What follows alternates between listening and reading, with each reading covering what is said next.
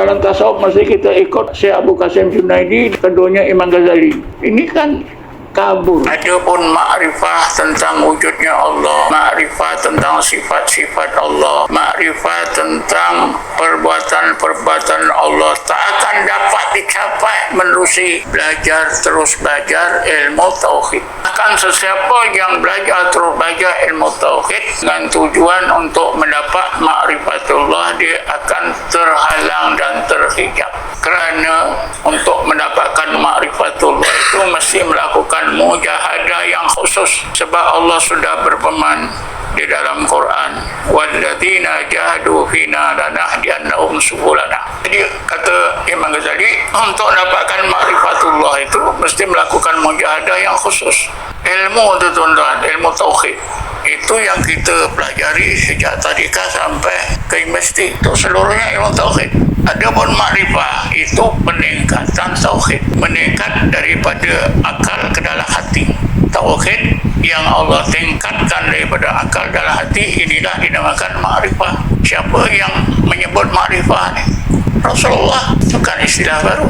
Dalam sebuah hadis Rasulullah bersabda, ana a'rafukum billah, ana a'rafukum billah, aku adalah orang yang paling banyak makrifah di kalangan kamu semua. Aku adalah orang yang paling kenal Allah di kalangan kamu semua. Kenapa Rasulullah tidak gunakan a'lam, tapi gunakan, sepatutnya Rasulullah menggunakan ana a'lamu, ana a'lamukum billah, tapi tidak, ana a'rafukum billah. Ini menunjukkan Rasulullah ajar kita konsep makrifah. Istilah itu sendiri. Jadi istilah makrifah ini bukan istilah baru, karena Rasulullah sudah guna. Apa bukti yang Rasulullah dapat makrifah yang terbaik di kalangan umatnya? Buktinya kata Rasulullah, wa asuddakum khaufan minhu, aku juga adalah orang yang paling takut kepada Allah di kalangan kaum. Inilah kesan tauhid uluhiyah. Wa ma adri ma yaf'alullah bi wala bikum. Walaupun begitu, aku tak tahu nasib aku di akhirat nanti, dan aku juga tak tahu nasib kamu semua di akhirat nanti, walaupun kamu ni semua umat aku beriman, beramal saleh. Ini tauhid rububiyah. Itu hadis sahih. Kalau di kalangan ulama tasawuf, memang ini hadis sahih. Jadi kita balik semula, mengenal Allah itu ada dua kaedah. Dengan akal diistilahkan mengenal Allah secara sama'i. Sama'i daripada sama arti pendengaran, digunakan akal. Yang kita dapat ialah ilmu tauhid. Kedua, secara zauqi. Secara zauqi ini manusia zikir. Zikir.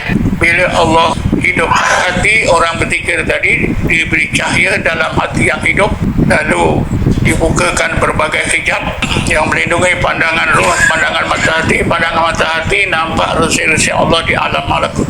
Ketika itulah orang tersebut ilmunya ditingkatkan oleh Allah ke tingkat makrifah. Contohnya dalam Quran ada beberapa contoh, Ini bukan kata-kata ulama tasawuf saja, Ada beberapa contoh. Contohnya ayat 190 hingga 191 surah Al-Imran. Bagaimana ulul albab, yang sentiasa berzikir dan tafakur, dibukakan berbagai hijab yang melindungi pandangan mata hati mereka, lalu pandangan mata hati mereka nampak resi-resi Allah di alam malakut, kejadian di langit dan di bumi, dan dalam peredaran masa malam dan siang. Ini disebut dalam ayat 190. Bismillahirrahmanirrahim. Inna fi khalqis samawati wal ard wa ikhtilafil laili wan nahar la ayatin li ulil albab. Kalau tuan-tuan tengok terjemahan dalam Quran yang diterjemah ke bahasa kita, kurang jelas, Maksudnya begini, sesungguhnya inna fi khalqis samawati wal ard. Ini kita nak tahu.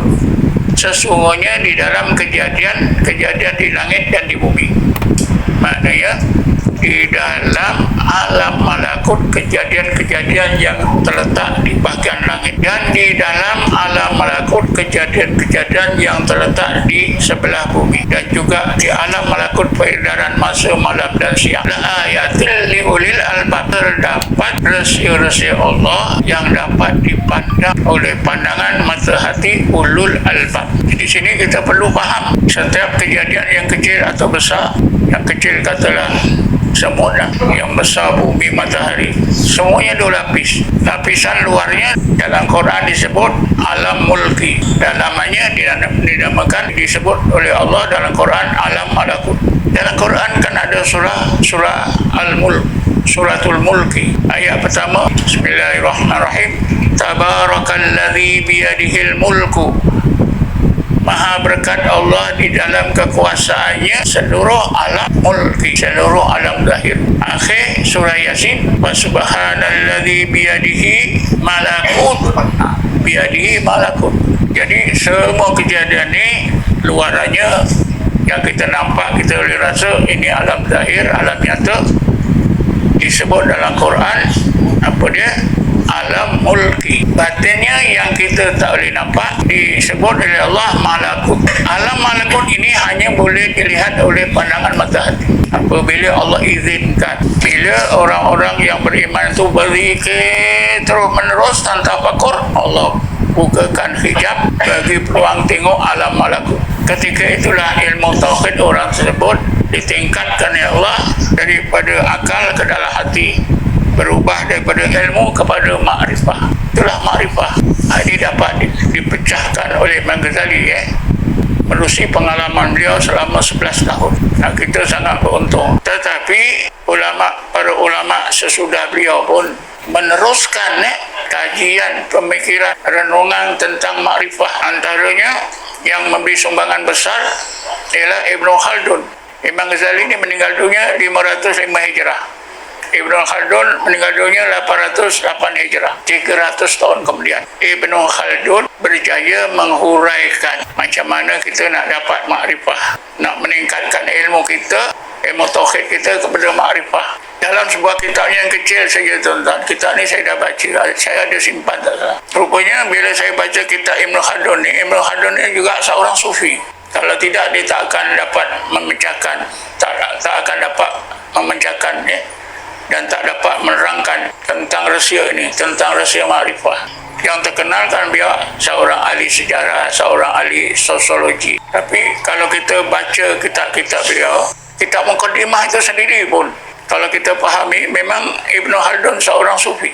Antara kata-kata beliau dalam Muqaddimah itu yang paling penting, yang saya pegang lah, yang saya tak lupa. Apa kata beliau?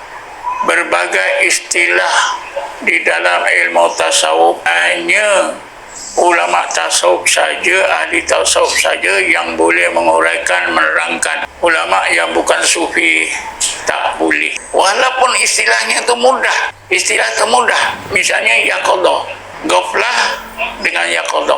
Dari segi bahasa semua orang tahu. Tapi konsep ghaflah dan konsep yaqadha itu hanya orang sufi saja yang faham.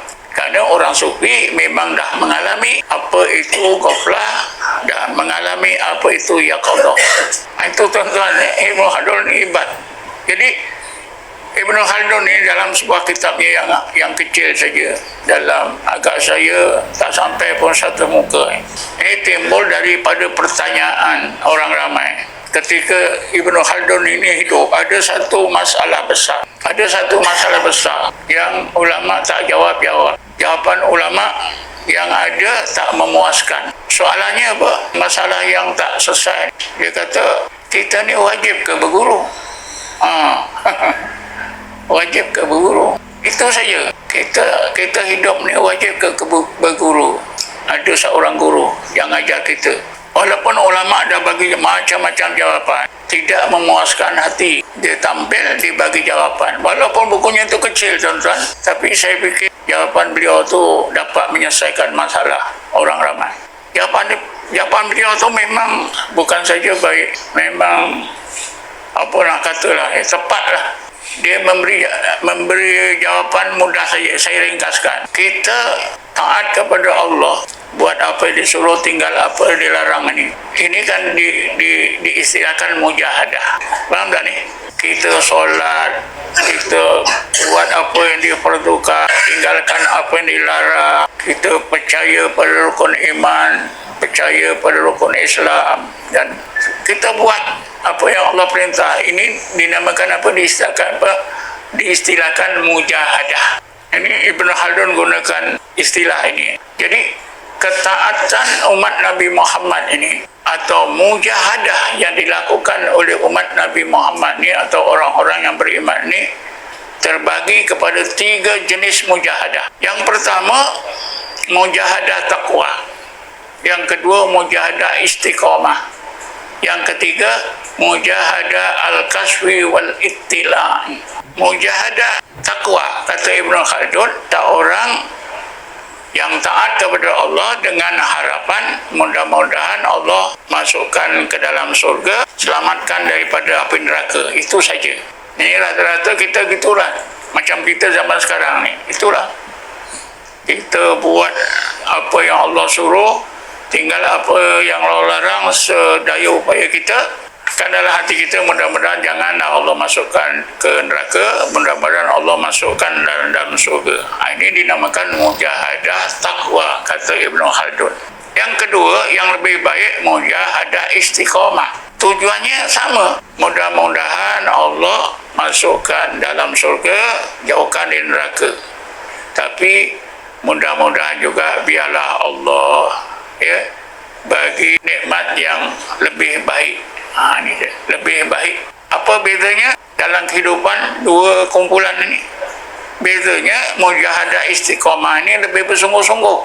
Misalnya solat berjemaah di masjid, ada majlis ilmu dihadir, didengar, dia bersungguh-sungguh lah. Kalau mujahadah taqwa tadi adalah nak buat-buat tak mau buat, lebih kurang saja lah.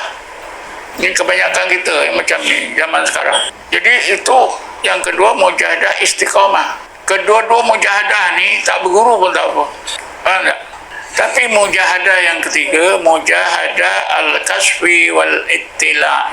Mujahadah yang bertujuan supaya Allah kasyafkan, bukakan berbagai hijab yang menutupi pandangan akal, pandangan hati, pandangan roh, pandangan sir, sehingga perkara yang tak dapat dilihat oleh mata dapat dilihat oleh pandangan mata hati. Inilah rahsia-rahsia Allah di alam malakut. Ini namanya kasyaf. Mujahadah al-kasfi wal ittila'i. Ittila' ni nyata, nampak. Sudah bukakan semua hijab oleh Allah atau sebahagian hijab oleh Allah, maka pandangan mata hati itu nampak dengan terang. Ini ittila' namanya. Jadi kata Ibn Khaldun, mujahadah yang ketiga ini wajib berguru. Wajib berguru. Tak boleh kalau tidak berguru. Jadi dengan jawapan Ibn Khaldun ini dapatlah melegakan orang-orang Islam di zamannya.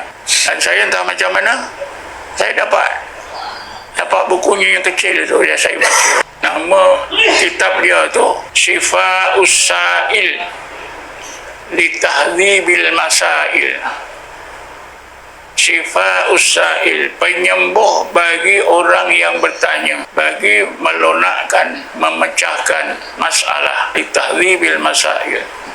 Memang kalau kita baca tu selesailah masalah. Wajib ke tidak berguru? Wajib kalau kita melakukan mujahadah al-kasfi wal ittila' dalam kehidupan umat, dalam kehidupan kita di Malaysia ni, kehidupan agama. Mujahadah kasfi wal ittila' ini, saya fikir bila kita bersolok lah 10 hari tu, mesti ada guru. Tak ada guru tak boleh.